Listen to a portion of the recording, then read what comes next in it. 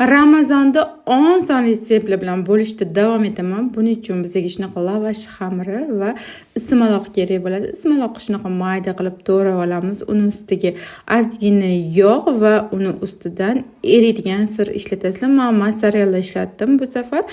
Va yaxshilab massani aralashtirib olamiz va lavashni xamiriga solib shunaqa tugib chiqasizlar. Xamir qilishinglar ham shart emas qizlarjonlar.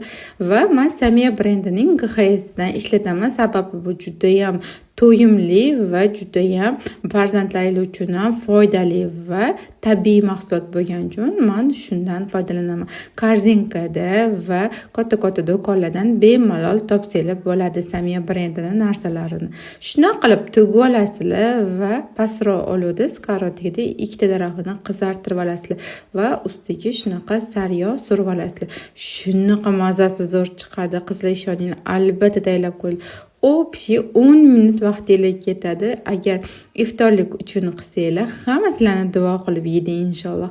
Albatta tayyorlab ko'ringlar. Video yoqqan bo'lsa, yurakchani bosib qo'yishim, esingizdan chiqmasin.